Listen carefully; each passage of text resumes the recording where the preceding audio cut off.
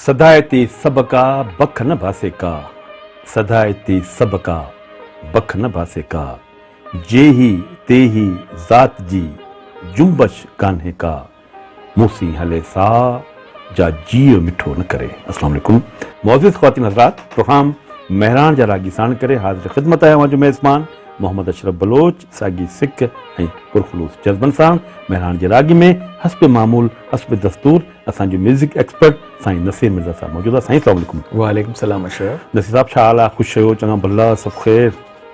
अॼु जॾहिं मूं प्रोग्राम खां अॻु में तव्हांखे ज़िक्र कयो त साईं अॼु पाण ख़ान साहब मजीद ख़ान ते ॻाल्हाईंदो, तव्हां ॾाढा ख़ुशि थिया हो साईं। जी बिल्कुलु। ऐं मूं तव्हांखे हूअं त सभिनि सां तव्हांजो माना प्यार मोहबत रहियो आहे, पर मजीद ख़ान ते हाणे मां बि ख़ुशि थियो, ईअं कोन्हे मजीद ख़ान असांजो दोस्त हो, पर तव्हां सां माशाल्लाह हुनजी त मूं तव्हांजो उन महिल तासरात ॾिठा त तव्हां माशाल्लाह हशाश बशाश ऐं ख़ुशि खुरम।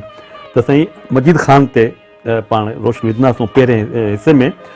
ऐं दोस्तो उन खां पोइ जेको असांजो ॿियो प्रोग्राम जो हिसो आहे उन में असां साईं मरना खे यादि कंदासीं इकता रिपोर्टो माशाल्लाह। हाणे इहो राग जेको साज़ आहे इहो नसीर साहब खां पुछंदासीं, मूंखे थोरी घणी ख़बर आहे पर इलाही दोस्तनि खे इकतारे जी ख़बर कान्हे। को चए थो दंबूरो आहे, को चए थो ॿियो का शइ आहे। ऐं मजीद ख़ान जेको आहे इहो कमाल जो सारंगी नवाज़ हो।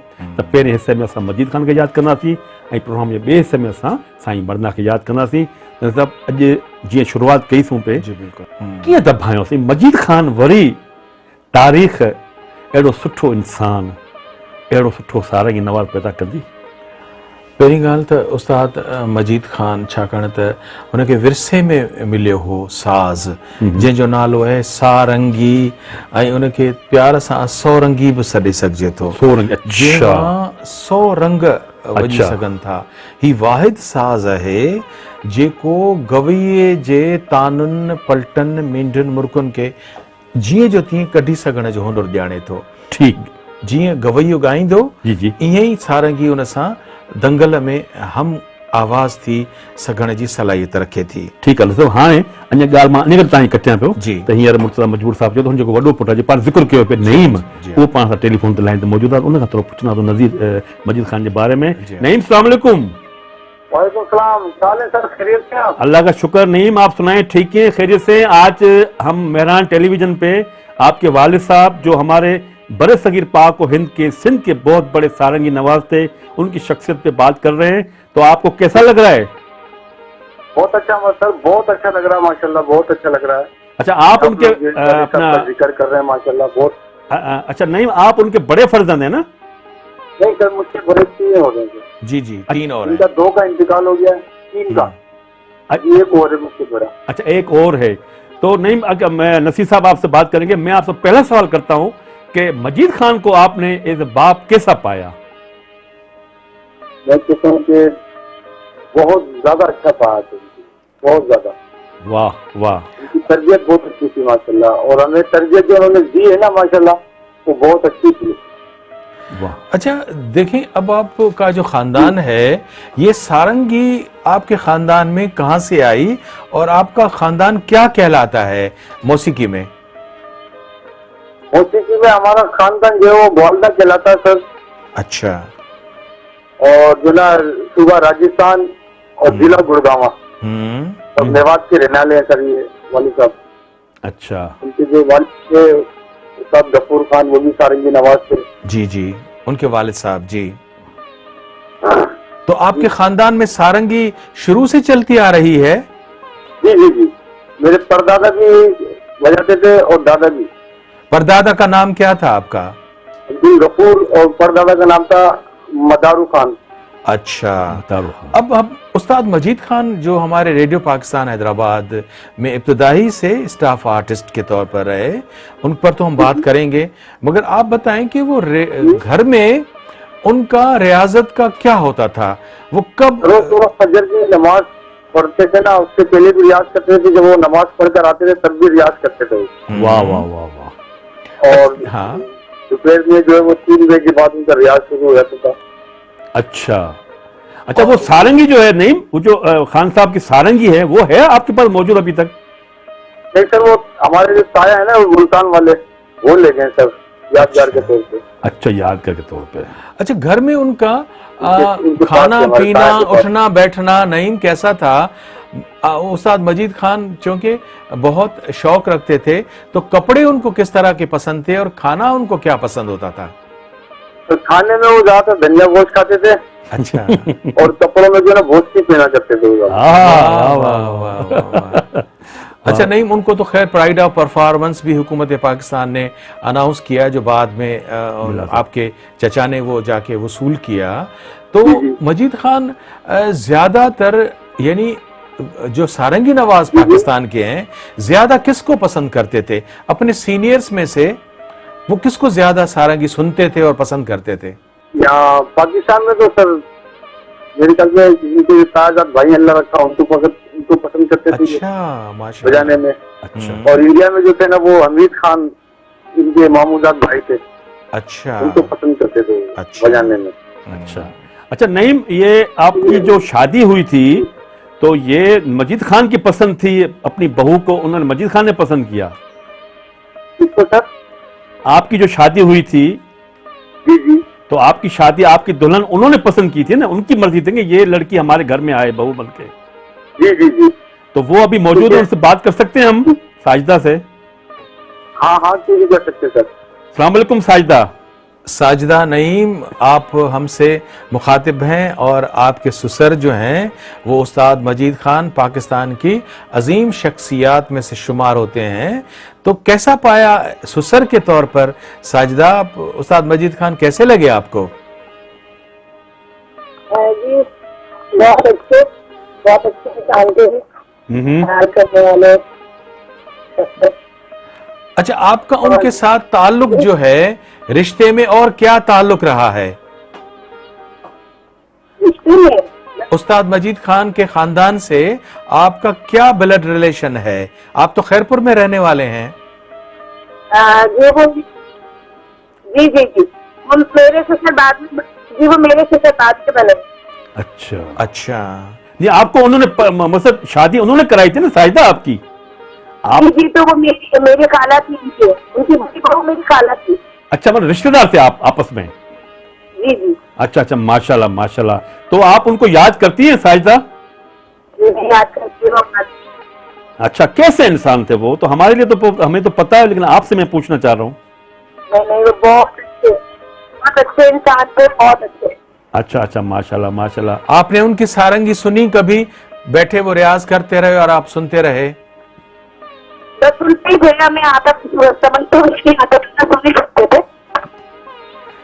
उस्ताद मजीद खान की जो ज़ौजा मोहतरमा, अल्लाह ताला उनको ज़िंदगी दे, जो हमारी भाभी हैं नूरजहान उस्ताद मजीद खान, तो वो अपनी बीवी से उनका क्या वर्ताव होता था? बहुत मोहब्बत करते थे या नज़दीक दूर रहते थे? घर में उनका अपनी ज़ौजा के साथ, अपनी सारंगी के साथ तो बहुत मोहब्बत करते थे। बहुत प्यार करते थे अपनी बीवी से।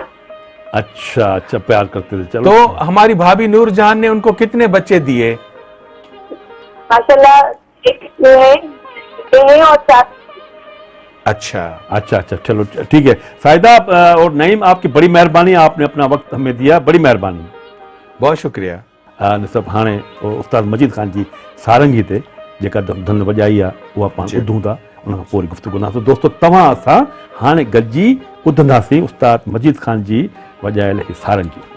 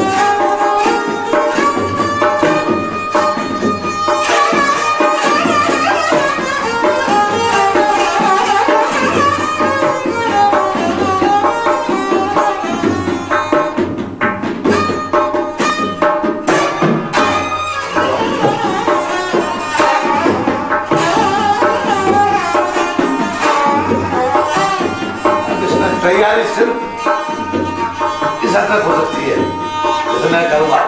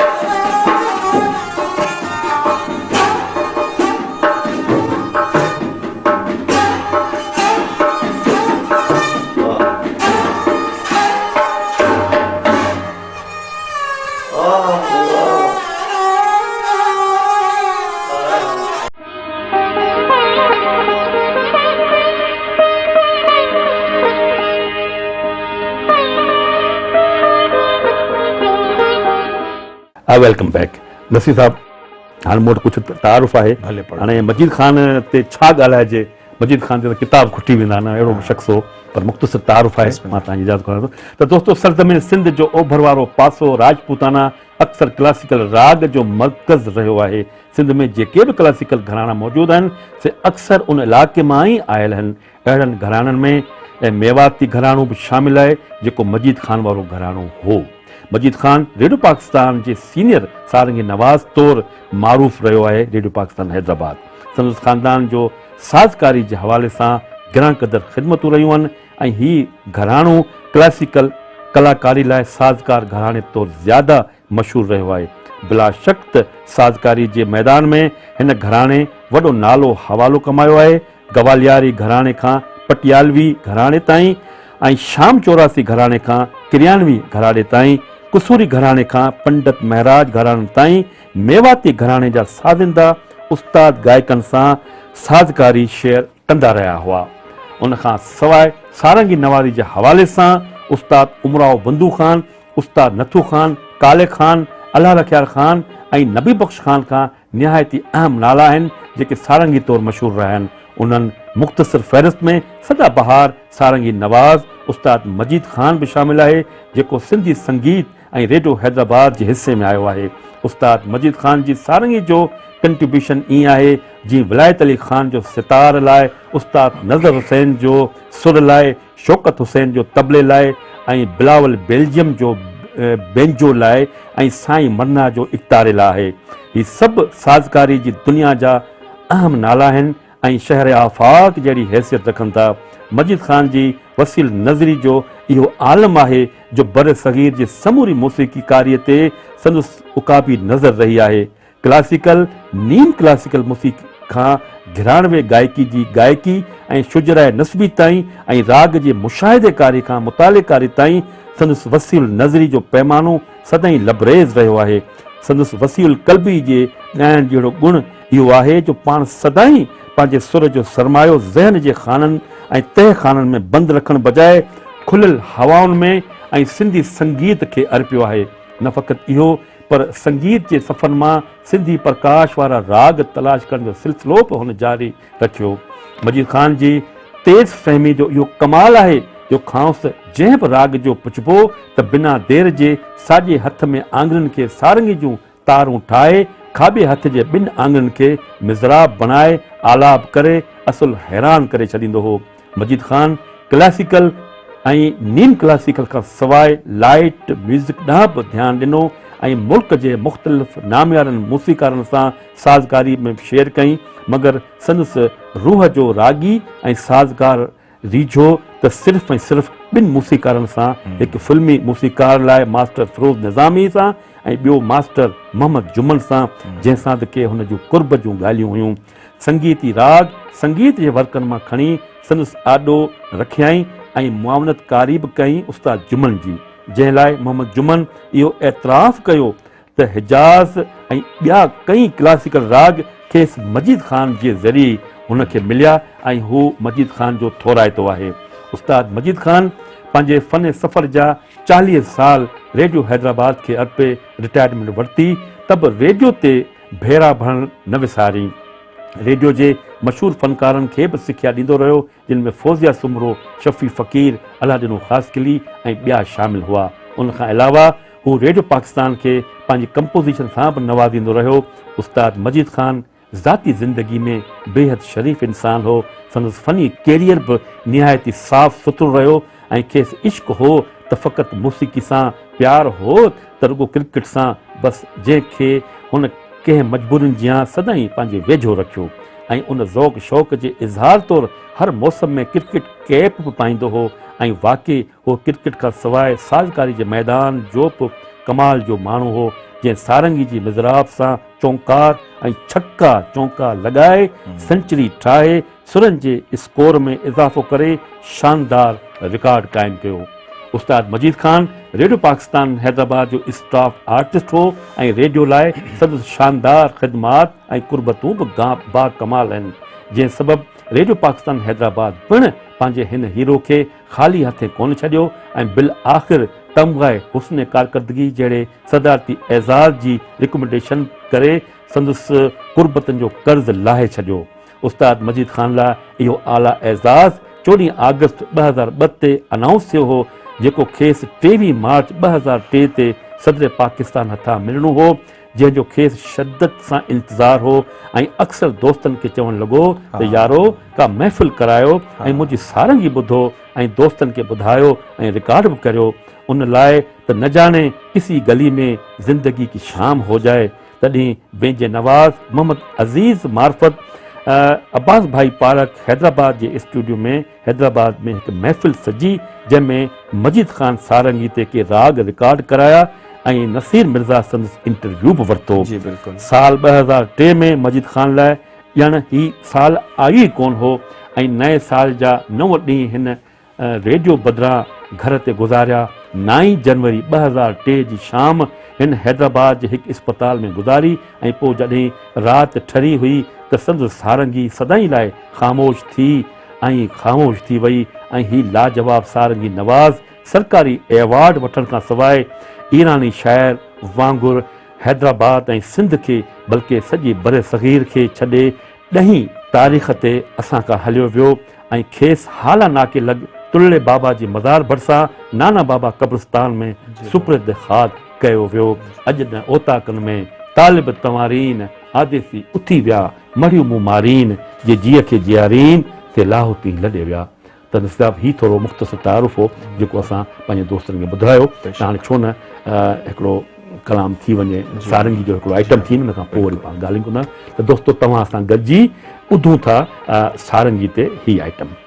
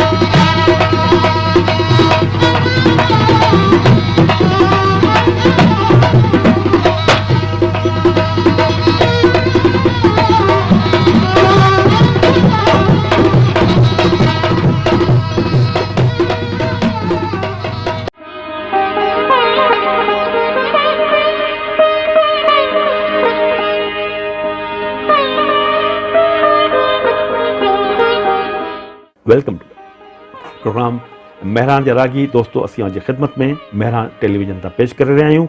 मेहरान जे रागी जे हिन पहिरें हिसे में असां बरे सग़ीर पाक हिंद बल्कि सिंध जे असांजे तमामु वॾे फ़नकार सारंगी नवाज़ उस्ताद मजीद ख़ान खे यादि करे रहिया आहियूं। उस्ताद मजीद ख़ान लाइ दफ़्तर आहिनि नसीर साहिब जे अंदर में, किताब आहिनि, ऐं आउं सम्झां थो त अहिड़ा 10 प्रोग्राम थियनि त साईं नसीर साहिब चवंदो त आउं ॻाल्हायां। सभु हाणे आउं तव्हांखे कहिड़ो सुवालु पुछां, तव्हां ई ॿुधायो मजीद ख़ान छा हो? मजीद ख़ान छा हो त मजीद ख़ान असांजे सारंगीअ जो अवल आख़िर रेडियो हैदराबाद जो असासो हो। वाह। छाकाणि त हुनजो वालिद साहिबु अब्दुल गफ़ूर उस्ताद अब्दुल गफ़ूर सारंगी नवाज़, ही उनजो पुटु हो उस्ताद मजीद ख़ान सारंगी नवाज़। ऐं छाकाणि त मूं अब्दुल गफ़ूर खे कोन ॾिठो, मूं सॼो कमु जेको 1984 खां गॾु कयो उहो उस्ताद मजीद ख़ान सां गॾिजी कयो। ऐं उन वक़्तु उस्ताद मोहम्मद जुमन बि उनजे साथ में हो। त उस्ताद मोहम्मद जुमन छा चइबो त तूं पार सां लो सनी त सोन थिया। हिननि ॿिन्ही फ़नकारनि उस्ताद मोहम्मद जुमन जो पंहिंजो हुनुर हो, हिन जो पंहिंजो हुनुर हो, ॿई दरिया हुआ, समुंड मौसीक़ी ही ॿई जो पाण में मिलिया त ॿिन्ही जो जेको फ़न आहे न असांजे सिंध में आयो। अमी बि पारस न आयो सुपरी, असीं बि पारस न आहियूं, प्यार छुही वियो, असां ॿिन्ही खे सोना थी पिया आहियूं। त रेडियो हैदराबाद ते जेके सोन फ़नकार आहिनि, वजतो सारंगी नवाज़ उस्ताद मजीद ख़ान, गायक असांजो उस्ताद मोहम्मद जुमन, ही ॿई हिक ॿिए खां सवाइ अधूरा आहिनि। जेकॾहिं उस्ताद मोहम्मद जुमन उरूज ॾिठो त उनजे बैक ते उस्ताद मजीद ख़ान बीठो आहे। वाह। हाणे उस्ताद मजीद ख़ान त हिकिड़ो गुनी सारंगी नवाज़ आहे। कीअं त जॾहिं रोशन आरा बेगम ऐं हिते ॿुधाईंदो हलां त उस्ताद अब्दुल गफ़ूर ख़ान उस्ताद मजीद ख़ान रेडियो पाकिस्तान जा कैजुअल आर्टिस्ट कोन हुआ, इहे स्टाफ आर्टिस्ट हुया जिन खे पाण मुलाज़िम थो चइजे, यानी गवर्नमेंट जा मुलाज़िम हुया, जिन जी औलाद खे पेंशन हुनजी भाॼाई असांजी नूरजान आहे उनखे अॼु ताईं मिलंदी रहे थी। उस्ताद मजीद ख़ान छाकाणि त मुलाज़िम हो, इन करे रेडियो जूं जेके सालाना 17 अगस्त ते सालगिरहूं थींदियूं, पोइ कॾहिं रेडियो हैदराबाद जे अंदरि अहाते में थींदियूं, कॾहिं ओपन एयर थिएटर रानी बाग में थींदियूं। रोशनारा बेगम तमामु पेचीदा ॻाइण वारी आहे, उस्ताद मजीद ख़ान हुन सां सारंगीअ ते संगत कंदो हो। नज़ाकत अली सलामत अली शाम 84 उन्हनि सां संगत कंदो हो। उस्ताद अमानत अली फ़तेह अली ग्वालियर पटियाला गिराणो उन्हनि सां संगत कंदो हुयो, यानी हू उन्हनि सां दंगल बि कंदा हुआ। जहिड़ा हू आवाज़ गले मां कढंदा उस्ताद मजीद ख़ान पंहिंजी गज़ सां ठीकु आहे। हाणे उस्ताद मजीद ख़ान जी रुगो सारंगी नवाज़ कोन्हेव, उस्ताद मजीद ख़ान जो हिकिड़ो हवालो तव्हां बि ॾिनो, हिकिड़ो आउं थो तव्हांखे ॿुधायां। कुदरत हुनखे मौला जो अक़ीदतमंद करबला जे शहीदनि जो मोहबत करण वारो पैदा कयो। हुनजे अंदर में हिकिड़ो वॾो शाइर बि वेठो हो। हू का आम शाइरी कोन कंदो हो दुनियावी, हू कसीदा लिखंदो हो, नोहा लिखंदो हो, मनकबतूं लिखंदो हो, मरसिया लिखंदो हो। ऐं हुनजी ड्यूटी हूंदी त मुहर्रम जा जेके 10 जा 7, 8, 9, 10 पोइ ही सिरे घाट तव्हांखे ख़बर आहे त सॼो असांजो माड़ेचा घिराणे जी जेका मातमदारी आहे उन में हर साल कॾहिं आजिज़ जा ऐं ॿियनि जा जेके नोहा पढ़बा न त हिन जी बि पंहिंजी उते मूसा कलीम, ही सभु हिकिड़ो नओं मूसा कलीम जो पढ़जी वियो त हाणे ॿारी अची वई उस्ताद मजीद ख़ान जी। ऐं एतिरी त ज़बरदस्त मातमदारी थींदी हुई, हिन खे फ़ख़्रु हो त ही पंहिंजे नोहनि जूं तर्ज़ूं पाण ठाहींदो हो मातम जे हिसाब सां। त उस्ताद मजीद ख़ान जो छोटकारो जेकॾहिं क़यामत में आहे त हुसैन अलैहिस्सलाम सां मोहबत में हुन सवे नोहा लिखिया जेके उते पढ़बा, असीं बि हुन में शरीक हूंदा हुआसीं मातमदारी में। इहा थी ॿी हैसियत सारंगी नवाज़, नोहा ख़ान। टी जेका हुनजी हैसियत तव्हां ॿुधाई उहा हुई मौसीक़ार वारी हैसियत। उस्ताद मजीद ख़ान वटि ग़ैर मामूली सलाहियत हुई मौसीक़ार वारी, कंपोज़र वारी। अमूं त हूअं त उस्ताद मजीद ख़ान अकम्पनिस्ट तौर ते सवें हज़ारे रेडियो पाकिस्तान जा जेके कलाम आहिनि उन में हुन वॼायो, छाकाणि त हुनखे उते हुजणु ज़रूरी हूंदो हो। ऐं हू घणो करे इब्तिदा उन सां थींदी, इंटरवेल पीसिस में सारंगी वॼाईंदो। पर मूंखे फ़ख़्रु हासिलु थियो त मूं बि दर्जननि जे हिसाब सां हुन जूं तरतीब ॾिनल तर्ज़ूं रिकॉर्ड कयूं। हद इहा जो मिसाल तौर ते नियाज़ पंवर जो ख़ूबसूरत गज़ल आहे त छा छा राज़ सलींदियूं अखियूं, हसीन गज़ल आहे जंहिंजी तर्ज़ मौसीक़ार उस्ताद मजीद ख़ान जे आवाज़ में असां रिकॉर्ड कयो। वरी पटदीप राग आहे, उन में ॾाॾाई साहिब जी अहिड़ी सुहिणी काफ़ी आहे, जॾहिं खां कयो सुणनि मिलणु बंदि आहे तॾहिं खां असांजो खिलणु बंदि आहे। वरी उन खां पोइ उन शबीर शहाणीअ जे लाइ सुर सोरठ में राग में बख़्शण महिराणवीअ जी हिकिड़ी आउं रिकॉर्ड पियो कयां। हाणे मजीद ख़ान जॾहिं मूंखे ॾिठो त आउं बि झूंगारियां पियो। मुंहिंजी बि आदत हूंदी त म्यूज़िक जॾहिं ठहंदी हुई त पोइ असीं पिया झूंगारींदासीं, प्रोड्यूसर बि पियो झूंगारे सम्झण जे लाइ।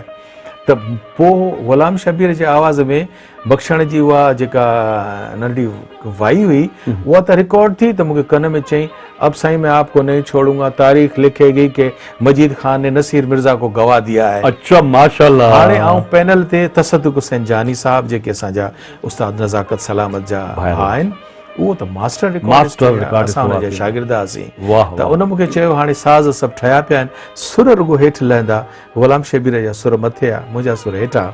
ऐं ज़रूरु तव्हांखे मजीद खान जी यादि में उहो थोरी झूंगारे ॿुधाईंदुसि। उहा बख़्शण महिराणवीअ जी जेका वरी मुंहिंजी आवाज़ में, ऐं माना उस्ताद मजीद खान मुंहिंजो बि मौसीक़ार थियो। अच्छा माशाल्लाह। जीअं मूंखे बि ॻारायो, उनखे एज़ाज़ आहे साईं, तव्हांखे बि एज़ाज़ ऐं उहा रिकॉर्डिंग पई आहे अॼु ताईं। अच्छा माशाल्लाह। हैदराबाद ते असांजे फोल्डर में मौजूदु आहे। रूह बि जलसंदो साह सुरंदो करे, रूह बि जलसंदो साह सुरंदो करे, सूंहं जे साज़ ते नींहुं आलाप जे, गाए गाए मिठा जुए जा गाइजे, रूह बि जलसंदो साह सुरंदो करे, सूंहं जे साज़ ते नींहुं आलाप जे, गाए गाए मिठा जुए जा गाइजे, रूह बि जलसंदो। पर ऐं इहो त रिकॉर्ड थी वई हली, ऐं मुंहिंजे लाइ एज़ाज़ आहे त मुंहिंजे घर वारनि बि जॾहिं ॿुधो त हू ॾाढा हैरान थिया, जेके म्यूज़िशियन्स त असांजो प्रोड्यूसर बि ॻाए पियो। वाह वाह। त गॾोगॾु मूंखे एज़ाज़ अथव त उस्ताद मजीद खान जो जेको रिकॉर्डिड सरमायो आहे, उन्हनि में हिकिड़ी त पूरी वीडियो जेका अब्बास भाईअ जे कराचीअ जे स्टूडियो में रिकॉर्ड थी आहे, उहो उनजी त मजीद खान जी हिन दुनिया में यादगार वीडियो रिकॉर्डिंग आहे, जंहिंजो आउं उन सां गॾु इंटरव्यू कयां पियो। अच्छा माशाल्लाह। पंहिंजा मुख़्तलिफ़ राग जेके ॾुखिया ॾुखिया ॿुधाए पियो।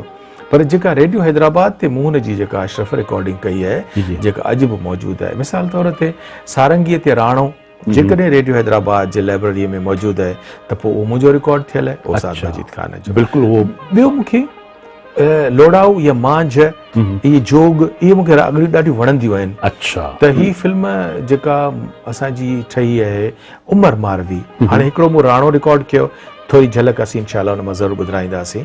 पर ॿियो जेको जोग में आहे, जेको मूंखे नज़ीर बेगम जो गानो वणियो आहे, त मूं वरी उन जी तर्ज़ बि हुन खां रिकॉर्ड कराई आहे उस्ताद मजीद खान खां। उहा आहे त मुंहिंजा मारू किथे ऐं मलीर किथे, आंदो आहे किथे तक़दीर छिके। त असांजे रेडियो जे हैदराबाद जे आर्काइव्स में इहे ॿ शयूं त ज़बरदस्त, लोड़ाऊ में बि हुन जी हिकिड़ी शइ रिकॉर्डिड आहे। पर मूंखे फ़ख्रु आहे त मूं राणो जेको रहंदी दुनिया ते ई रहंदो, छो त हाणे हुनखे असां पंहिंजे फोल्डर में डिजिटलाइज़ करे छॾियो आहे। ऐं ॿियो उमर मारवीअ जो गानो आहे, मुंहिंजा मारू किथे ऐं मलीर किथे। सो आउं रुगो छा चवां त मूंखे ये यादगिरियूं। अच्छा उन में हिकिड़ो तमामु वॾो प्रोग्राम हूंदो 1981 में जहांगीर कुठी रात वयास वींजा। जी हाँ बिल्कुल सही। उनमें उस्ताद मोहम्मद जुमन जी हाँ जी ऐं उस्ताद ही पंहिंजो मजीद खान गॾु इहे राग ते ॻाल्हाईंदा। जी कमाल जो प्रोग्राम माना असां त मन यादि आहे। अच्छा ॿी ॾिसे त तव्हांखे जेका तव्हां ॻाल्हि कई पई जेका साज़गारी जे हवाले सां, त 1987 में मूंखे यादि आहे असांजो साईं मुर्शिद साईं उनजी दरगाह ते हिकिड़ो महफ़िल हिकिड़ी नंढड़ी थी, जंहिंमें उस्ताद फतेह अली जेको आहे सो हुन ॻायो ऐं दाइम हुसैन बि जेको हो ऐं तमामु वॾा वॾा ॻाइणा हुआ। पोइ उन में नसीर साहिबु 2 कलाक हिकिड़ो राग हो, लेकिन मूंखे यादि कोन्हे। उन में फतेह अली ॻायो आहे हीअ उन पोयां सारंगी ते। हू चए न अहिड़ो साईं त कला 50 मिंट माण्हुनि जो सतो तारी थियो। ऐं मां उहो फतेह अली मञियो त साईं अॼु मजीद खान खे छा थियो, अॼु मजीद खान मूंखे छॾे ई कोन थो माना एॾो माना कमाल जी सारंगी वॼाई। ऐं हूअं बि नसीर साहिबु सच पुछो त अलाह हुनखे ज़िंदगी ॾे, उहो पंहिंजो ज़िंदगी में हुन सुठा कम कया, हींअर हू कोन्हे त अलाह हुनखे ज़िंदा आहे जवाहर रहमत में जॻह ॾींदो। ॾिसो न केॾो ई डिघो माशाल्लाह ऐं खिलणो माण्हू। अच्छा जेको भाउ जेको हूंदो उहो बि हुनजी हाथी वांगुरु हुन चिकल जहिड़ो हूंदो जी हा रशीद खान रशीद ख़ान ऐं जेको पुटु आहे इहो माशाल्लाह पर हाणे हिननि खे उहो राग जो शौक़ु कोन्हे ताहिर हुनजो पुटु ॻाए थो अच्छा ॻाए थो ताहिर हा ऐं राहत हुनजो कीबोर्ड वॼाए थो अच्छा रशीद साहब जा जेके अच्छा रशीद साहब हिननि जा माना उस्ताद मजीद खान छाकाणि त ॾाढो पेचीदा ऐं ॾुखियो साज़ हूंदो हो इन करे हिन सोचियो त हाणे जॾहिं कीबोर्ड में रिप्लेसमेंट अचे पई त पोइ असांजो रोज़गार घटिबो वञे हाणे कीबोर्ड ते तव्हां सभु सुर करे ऐं तव्हां रागी ॻाए थो त हुन सोचियो त पंहिंजे नए नस्ल जे ॿारनि खे हाणे ऐं वरी ॿिया जेके ॿिया मैन्युअल धंधा आहिनि को दर्ज़ी आहिनि खराद जो कमु आहे उन घणो करे पोइ हिन पंहिंजे ॿारनि खे ॿियनि दुनियावी हुनरनि ॾांहुं राग़िब कयो ठीकु ठीकु न सभु हाणे प्रोग्राम जो वक़्तु हाणे जंहिं तक़रीबन पूरो थी वियो आहे त दोस्तो हीउ हो असांजो अॼोको प्रोग्राम मेहरान जा रागी जो पहिरियों हिसो जंहिंमें असां उस्ताद मजीद ख़ान जेको पाकिस्तान बर सग़ीर जो वॾो सारंगी नवाज़ हो उनजी शख़्सियत ते गुफ़्तगू कईसीं ॿिए हिसे में वरी तव्हां सां गॾु हूंदासीं ॿियो बि जेको फ़नकार आहे तमामु वॾो आहे उनजो तव्हांखे तारुफ़ पोइ ॿुधाईंदासीं त हीउ हिसो हाणे पूरो थियो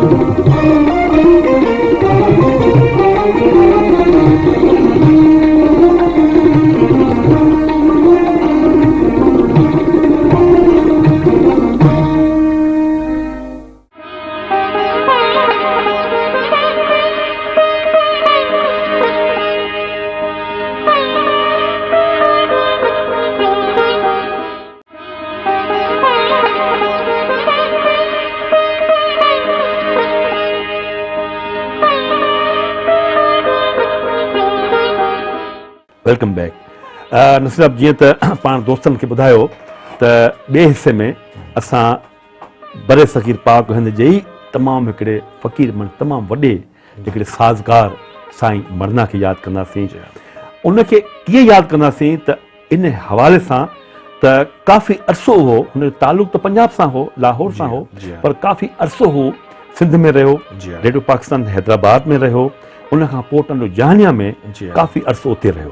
हाणे उन हवाले सां असांजे मथां इहो थोरो फ़र्ज़ु थिए थो त असां पंहिंजे हिन छो न छो जो फ़नकार जी जेका सरज़मीन जेका फ़नकार असांजो सरमायो आहे, चाहे उहो पंजाब जो हुजे, लाहौर जो हुजे, चाहे सभु असांजा पंहिंजा आहिनि। त दोस्तो, अॼु असां इक़्तार नवाज़ साईं मरना खे यादि कंदासीं, उनजी शख़्सियत ते, उनजे फ़न ते गुफ़्तगू कंदासीं। पर हाणे हू जेको साज़ वॼाईंदो उन ते काफ़ी ॻाल्हियूं आहिनि ऐं नसीर सां पुछंदासीं त पहिरीं पाण जेको आहे सो ॾिसूं था त हू कीअं थो इहो इक़्तारो वॼाए, उन खां पोइ वरी ॻाल्हि ॿोल अॻियां कंदासीं।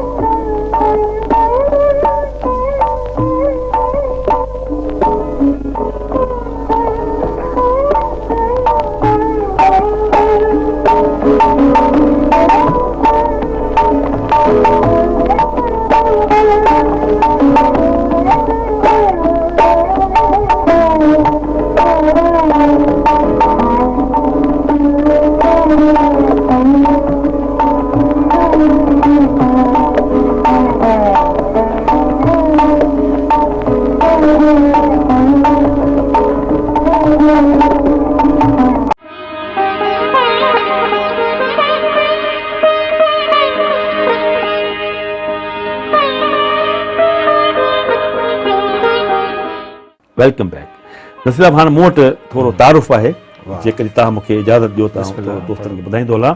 दोस्तो, अधु सदी जी कहाणी आहे त बाबा बुल्ले शाह जे देस जो हिकु फ़क़ीर मंच साज़कार साईं मरना पंहिंजे इक़्तारे समेत लाहौर जे फुटपाथनि ते पलटी मारियो वेठो हूंदो हो। इत्तफ़ाक़ सां लाहौर रेडियो जो नामवर प्रोड्यूसर हमीद नसीम साहब उतां अची लंघियो त उन साज़ ऐं साज़कार खे ॾिसी अजब में पइजी वियो। सो उन साज़कार खे साज़ समेत टांगे ते खणी अची रेडियो लाहौर जे ऐवान में पहुतो। रेडियो साज़कारनि जी मौजूदगी में साईं मरना जे साज़ पंहिंजा सुर सोरिया त उन सां हैरतनाक आलाप ॾियण लॻा। जनाब हमीद नसीम तजुर्बेकार ब्रॉडकास्टर हो। तंहिं साईं मरना जे इक़्तारे में के रूप रेखाऊं ॾिसी वरितियूं हुयूं सो खेसि स्टूडियो में वठी आयो। साईं मरना जॾहिं सुर लय ताल ते पूरो लथो त हमीद साहब बर वक़्ति खेसि रेडियो जे इम्तिहान में पास करे उनखे उन ॾींहुं शेड्यूल करे प्रोग्राम में रद्द बदल करे साईं मरना जे प्रोग्राम लाइ गुंजाइश कढी ऐं सॼो प्रोग्राम साईं मरना जे नाव करे छॾियो। बहरहाल हमीद नसीम साहब जो उहो शानदार कारनामो बिलाशक त कंहिं मौजज़े खां घटि न हो। उहो कुदरत जो करिश्मो हो या दरियाफ़्तकार जी दरियाफ़्तकारी हुई जंहिं साईं मरना जहिड़े गुमनाम साज़गार खे हिक ई ॾींहं में फर्श तां खणी अर्श ते पहुचाए छॾियो। साईं मरना जे साज़ खे लाहौर रेडियो जा अनेक साज़गार के अजूबे वांगुरु वर ॾेई ॾिसंदा ऐं रिमार्क ॾींदा रहिया। को चवे त हीउ साज़ विच थोरो आहे, मुश्किल आहे। को चवे त हीउ साज़ जो आलाप सितार जहिड़ो आहे। तॾहिं ख़ामोश साईं मरना चई ॾिनो त हीउ साज़ जहिड़ो बि आहे, हिन सां मुंहिंजो इश्क़ आहे। मां जेको बि वॼायां थो इहो मूंखां ई वॼाए थो। वाक़ई साईं मरना जेकी बि वॼायो ख़ूब वॼायो। बहरहाल हिन साज़ जे साज़कारी ॾिसी हमीद नसीम साहब खेसि स्टाफ आर्टिस्ट तौरु मुक़ररु करे छॾियो ऐं साईं मरना पंहिंजे उन साज़ जे मार्फत लाहौर खे ख़ूब ॼाणे ऐं सुञाणे वरितो। मिस्टर हमीद नसीब तरक़ी माणे रेडियो पाकिस्तान हैदराबाद ते स्टेशन डायरेक्टर थी आयो त साईं मरना बि किन सबबनि करे लाहौर छॾे सिक जे सॻे में सुरंदो अची हैदराबाद पहुतो। तॾहिं हैदराबाद वारनि बि खेसि पंहिंजे भाकुरनि में भरे बेहद प्यारु कयो। रेडियो हैदराबाद जो इहो ऐवान साईं मरना नाब ॼण त वसी ऐं कुशादो मैदान साबित थियो। वेतर जो मास्टर मोहम्मद जुमन ऐं अहमद मल्हा घणे नवाज़ जहिड़ा दोस्त मिलियसि त संदसि शख़्सियत में ग़ैर मामूली निखार अची वियो ऐं खेसि महफ़िलूं बि मिलण लॻियूं ऐं हू स्टेजनि ऐं फंक्शननि में बि कसरत सां वञणु लॻो। 3 ॾींहनि रेडियो हैदराबाद साज़नि जे संसार वांगुरु हो जिते केतिरा ई देसी ऐं विलायती साज़नि सां साज़गार रेडियो जे स्टाफ आर्टिस्ट तौरु मुक़ररु हूंदा हुआ। सभिनी जी तादाद में फ़नकार ऐं कंपोज़र बि मुक़ररु हुआ। सो हैदराबाद जा साज़गार बि लाहौर जे साज़कारनि जियां साईं मरना जे साज़ खे अजूबो ॼाणे मुख़्तलिफ़ रिमार्क ॾियणु लॻा। मशहूरु तबले नवाज़ ग़ुलाम अहमद रिमार्क ॾिनो त हीउ क्लासिकल साज़ कोन्हे ऐं साईं मरना जो आलाप क्लासिकल कोन्हे, अलबत्ता नीम क्लासिकल अंग में तलंग पहाड़ी वग़ैरह जहिड़ा सुर वॼाए ऐं ॻाए सघिजे थो। साईं मंज़ूर नक़वी साईं मरना जी ज़ाती ज़िंदगी बाबति चयो त साईं मरना फ़क़ीर फ़नकार आहे। केतिरो वक़्तु साईं कुतुब अली शाह जहानिया वारी दरगाह ते गुज़ारियईं ऐं कॾहिं बि सुतल मुंहं खे कोन ॾिठो। अलाए सुम्हंदो हो बि या न, नंगर बि कॾहिं घुरी कोन वठंदो हो। मिलियुसि त वाह वाह, न मिलियुसि त वाह वाह। मास्टर जुमन सां त के जीअं हुनजो जुड़ी वियो हो ऐं महफ़िल में गॾिजी वेंदा हुआ ऐं हमीद नसीब जा नूर नज़र बि ॿई हुआ ऐं हमराज़ बि हुआ। लाहौर बदर थियण वारो वाक़ियो बि मोहम्मद जुमन खे पाण ॿुधायो हुअईं ऐं मास्टर मोहम्मद जुमन वॾे वाक़े चवंदो हो त साईं मरना जहिड़ो सख़ी फ़नकार असां न ॾिठो। अलबत्ता कंवर भगत जी सखावत जूं निरालियूं ॻाल्हियूं त ज़रूरु ॿुधियूंसीं, पर हीअ बि कमाल जो आर्टिस्ट हो साईं मरना। साईं मरना जे ॻाइण जहिड़ियुनि ॻाल्हियुनि में इहा बि शइ शामिलु हुई त हू दरवेश सिफ़त फ़नकार हो। दाद वठण या दाद ॾियण जी का बि ख़्वाहिश हुनखे न हुई, न वरी माया जो हुनखे को शौक़ु हूंदो हो।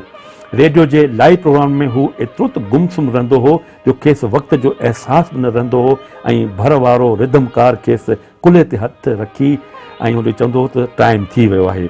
रेडियो जे लाइव प्रोग्राम में बाज़ औक़ात वजत में अची को दर्द भरियो आलाप करे वठंदो हो ऐं उन आलाप जो सोज़ो गदास जो आलम इहो हो जो उनजो अंदाज़ो केरु करे न सघंदो हो। जनाब हमीद नसीम हैदराबाद छॾे वियो त साईं मरना बि पंहिंजूं समूरियूं मोहबतूं हिन शहर खे ॾेई ऐं हितां हलियो वियो ऐं पोइ ख़बर पई त हीउ असांजो फ़नकार असां खां हमेशह लाइ जुदा थी वियो आहे ऐं चवनि था त लाहौर जे कंहिं नंढड़े ॻोठ में हुनखे सुपुर्द ख़ाक कयो वियो। जनाब हीउ हो थोरो मुख़्तसर तारुफ़ जेको असां पंहिंजे दोस्तनि खे ॾेखारियो ॿुधायो। हाणे छो न हिकिड़ो आइटम पाण ॿुधूं था, उनखां पोइ वरी गुफ़्तगू कंदासीं। दोस्तो तव्हां सां गॾिजी ॾिसूं ॿुधूं था साईं मरना जो हीउ आइटम।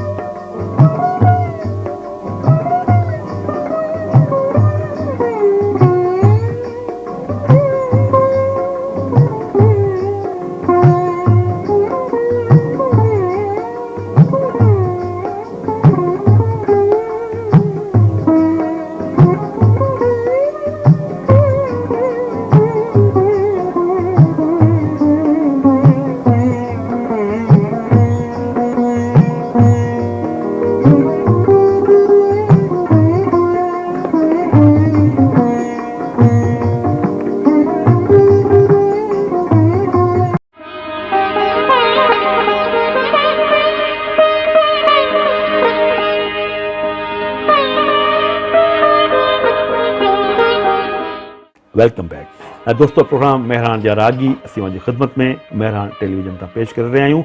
मेहरान जे रागी जे पहिरें हिसे में असां सारंगी नवाज़ उस्ताद मजीद ख़ान खे यादि कयोसीं, उनजे फ़न ते उन शख़्सियत ते गुफ़्तगू कईसीं। हाणे हीउ जेको ॿियो हिसो आहे उन में असां साईं मरना खे यादि करे रहिया आहियूं ऐं उनजे फ़न ते उन शख़्सियत ते असां ॻाल्हाए रहिया आहियूं। नसीर साहिब खां हाणे आउं पुछंदुमि साहिबु हाणे इहो इकतारो छा आहे भाई? असल में ही जेको असांजो दंबूरो साज़ आहे या सितार जेको आहे या विचतर वीना जेका आहे ही उन क़िस्म जो साज़ आहे। ठीकु। ऐं इकतालोई ही ईजाद उन जो मौजिद साईं मरना पाण आहे। अच्छा। साईं मरना जो इहो इख़्तियारो हिन वक़्तु सेंट्रल प्रोडक्शन यूनिट इस्लामाबाद जे आर्काइव्स में बतौर तोहफ़ा बतौर नुमाइश मौजूदु आहे। अच्छा, माशाअल्लाह। ऐं जॾहिं त असांजे साईं मरना जी जेका वसियत हुई त हीउ साज़ ज़ाहिर त मूंखां पोइ केरु बि वॼाए कोन सघंदो, इन करे बहितर त जॾहिं आउं मरी वञा त मूंसां गॾु क़बर में दफ़न कयो वञे। इहा हुनजी वसियत हुई। अच्छा। हाणे साईं मरना रेडियो पाकिस्तान लाहौर ज़ाहिर तव्हां तस्करो जेको कयो ऐं मुंहिंजी दिलि चए थी दिलि खोले ॻाल्हायां। बिल्कुलु सही, इन करे जो मुंहिंजो फेवरेट तरीन साज़ इहो आहे। वाह वाह। ऐं रेडियो पाकिस्तान जी रवायत रही अथव त अशरफ त जॾहिं बि का अज़ीम शख़्सियत गुज़ारे वेंदी आहे त पोइ ऑल इंडिया रेडियो संतूर वॼाईंदो आहे। माना इंदिरा गांधी जो मर्डर थी वियो आहे त उहो सॼो वक़्तु संतूर वॼंदो। त असां वटि जेकॾहिं पाकिस्तान जूं अज़ीम शख़्सियतूं मिसाल तौर ते क़ाइद आज़म मोहम्मद अली जिन्ना साहब या लियाकत अली ख़ान या ॿियूं शख़्सियतूं, त उन वक़्तु रेडियो जो हिकिड़ो पैटर्न हो त साईं मरना जी जेका उदास तर्ज़ आहे उहो छेड़े छॾिबी, इन करे उनखे डेथ ट्यून सॾियो वेंदो आहे। त हिन जो साज़ जेको वॻो त माना तव्हां सम्झी वञो त को गुज़ारे वियो आहे। अच्छा, माशाअल्लाह। वरी जेके तज़ियती प्रोग्राम ठहंदा वॾियुनि शख़्सियतुनि जा, पोइ उन्हनि में बि अॻियां ई पोयां सिग्नेचर ट्यून तौर ते साईं मरना जो जॾहिं बि नशर थींदो त लॻंदो त हीउ ताज़ियती प्रोग्राम उहो उन जे लाइ मख़सूस हो, छाकाणि त उन जे साज़ जे वॼण सां हिकिड़ा कब्रिस्तान ऐं बयाबान ऐं उदासियूं उहो उन मां निकिरी अचनि। इहो उन जी ख़ासि ख़ुसूसियत आहे। ऐं हीउ साज़ सिर्फ़ु साईं मरना वॼायो। रेडियो लाहौर ते हमीद नसीम साहब हुनखे इंट्रोड्यूस कयो जेको उते प्रोड्यूसर हुयो। बाद में जॾहिं हमीद नसीम साहब रेडियो हैदराबाद ते प्रोड्यूसर थियो, असल में लाहौर में हुन फरीदा ख़ानम जी लाइव गायकीअ ते ॾिसो आर्टिस्ट आहिनि, मस्तानो फ़क़ीर हो, हुन खां अहिड़ी करे वरिती का अहिड़ी ख़्वाहिश, हू अॻियां हुसन जलवा पियो करे, हेॾां हू इक़्तिदार वारो फ़क़ीर मलंग मस्त, उन का अहिड़ी हरकत कई जंहिंजे बुनियाद ते हुन जी बदिली रेडियो पाकिस्तान हैदराबाद ते थी वई। हाणे हू शाह लतीफ़ जा मेला पियो वॼाए। अहमद घड़ो नवाज़ जेको असांजो हुसैनाबाद वारो, उन जहिड़ो त को पैदा ई कोन थियो। पोइ मिठा ख़ान पैदा थियो जेको मिठा ख़ान खे उहो चवंदो त मुंहिंजो उस्ताद आहे। अहमद मला हाणे हिकिड़ो उन उते वॼायो। रहियो किथे अची साईं कुतुब अली शाह जहानिया जे सन में का झूपड़ी ठाहे वण जे हेठां वेठो, खाधो किथां पियो मिले, खुराक किथां पई अचे। सईद मंज़ूर नक़वी साहब रेडियो हैदराबाद जा मुलाज़िम आहिनि, ज़बरदस्त आहिनि। पोइ अंदरां हवेलियुनि मां ॿुधाईंदो मंज़ूर नक़वी साहब त मुख़्तियार शाह साहब उन जा फ़र्ज़ंद मानी पहुचाईंदा, कॾहिं विसरी वेंदी त उहा मिलंदी न मिलंदी। अंदरि बीबियूं केरु पई पहुचाइनि, ऐं उन जा नाला ज़रूरु वठंदुसि, जेका बीबी कुबरा साहिबा, बीबी वुस्ता साहिबा, बीबी असांजी सुगरा शाहिदा बीबी साहिबा, हीअ नक़वी साहब जूं ज़बरदस्त नियाणियूं आहिनि जेके खाधो पियूं पचाए हिन फ़नकार जी ख़िदमत कनि। ऐं हू सालिम टांगे में चढ़ी ईंदो। इहा हूंदी त कॾहिं कॾहिं हुसैनाबाद मां पोइ वरी अहमद खे बि खणंदो गड़े वारे खे, ऐं रेडियो हैदराबाद ते ईंदो। हाणे असांजे जेकॾहिं असांजा ॿुधंदड़ ॾाढा बाज़ौक़ आहिनि। अशरफ असीं सम्झूं था त असीं कोई प्रोग्राम करे उथी था वञूं, पर अलाए जी केरु यूनिवर्सिटियुनि जा वाइस चांसलर, प्रोफेसर, रफ़ीक चांडियो साहब जहिड़ो असांजो म्यूज़िक लवर, इकोनॉमिक्स डिपार्टमेंट जो असांजो हेड आहे, डीन आहे, उन असांखे ॿुधायो त असीं हीउ तव्हांजो प्रोग्राम ॿुधूं था। हाणे जॾहिं दोस्त शेख अयाज़ कंहिं ते मफ़तून आहे, मूंखे फ़ोन पियो करे, मूंखे साईं मरना जी रिकॉर्डिंग खपे, ऐं पंहिंजे घर में उहा कैसेट ॿुधणु थो चाहियां। हाणे हिन दुनिया में जेके उस साईं मरना खे ॿुधणु चाहिनि था, साईं मरना जे बारे में पढ़णु चाहिनि था, ऐं 2 मिंट तव्हां खां वठंदुसि। हिकिड़ो त हमीद नसीम साहब वॾो राइटर बि आहे, वॾो डायरेक्टर बि आहे। उन पंहिंजी ऑटोबायोग्राफी लिखी आहे, उनजो नालो आहे नामुमकिन की जुस्तजू। अच्छा, उन में उनजो सॼो डिटेल तफ़सील त हुनखे किथां फुटपाथ तां मिलियो, कीअं हुनखे रिकॉर्ड कयो, कीअं हुन ॻाल्हायो, ॿुधां पियो। ठीकु आहे। ॿियो त सॼो कुझु हुनजो जेको रेडियो जी ज़िंदगी आहे, पर साईं मरना हिकिड़ो यूनिक माण्हू आहे न, हर को माण्हू चाहींदो त साईं मरना इक़्तिदारो ई छा हो।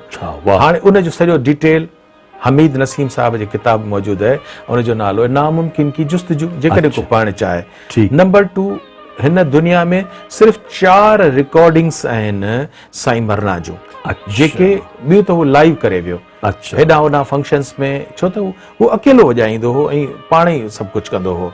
सिर्फ़ु रिदम उन सां गॾु कॾहिं तबलो हूंदो त कॾहिं घड़ो हूंदो। अच्छा हाणे उन जी 4 लॉन्ग प्ले में रिकॉर्डिंग्स करायूं वरी सलीम गिलानी साहब जेके रेडियो पाकिस्तान लाहौर जे सेंट्रल प्रोडक्शन जा कंट्रोलर आहिनि। उन्हनि लॉन्ग प्ले EMI वारनि तयारु कयो आहे जंहिंमें साईं मरना जो मुख़्तसिर तारुफ़ बि आहे ऐं उन जी 4 उहे रिकॉर्डिंग्स रेडियो पाकिस्तान जे आर्काइव्स में या दुनिया मौसीक़ीअ में मौजूदु आहिनि। दुनिया में उन जूं तक़रीबन 4 या 5 रिकॉर्डिंग्स आहिनि। उन खां पोइ उनखे सिंधीअ में कमु करण वारो आऊं आहियां। मुंहिंजे किताब जो नालो आहे ख़ैमे में शाम।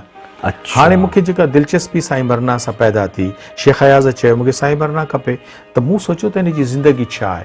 मूं हुन जी समूरी स्टडी कई ऐं जॾहिं रेडियो जे साउंड आर्काइव्स में वियुसि त हुन ते अधु कलाक जी डॉक्यूमेंट्री वॉइस डॉक्यूमेंट्री उन में गुलाम मोहम्मद तबले वारो, सैयद मंज़ूर नकवी साहब ऐं पंहिंजो अहमद पंहिंजो घड़े वारो, अहमद नवाज़ ढोलक वारो, इन्हनि सभिनी जिन हुनखे ॾिठो उन सभिनी हुन जूं ॻाल्हियूं बयानु कयूं जेके मूं लिखत में आणे सिंधी ॿोलीअ जो वाहिद पहिरियों मज़मून आहे जेको मुंहिंजे किताब ख़ैमे में शाम मौजूदु आहे। उन जे आधार ते साईं सोज़ा हलाई आहे साज़ ऐं आवाज़ में वरी मालूमात गॾु करे पैदा कई। त आउं वरी रिपीट थो कयां त साईं मरना खे जेकॾहिं को तफ़सील सां पढ़णु थो चाहे त पोइ नामुमकिन की जुस्तजू मुंहिंजो किताब ख़ैमे में शाम ऐं लॉन्ग प्ले उन ते वरी अंग्रेज़ीअ में सलीम गिलानी साहब जो तारुफ़ मौजूदु आहे।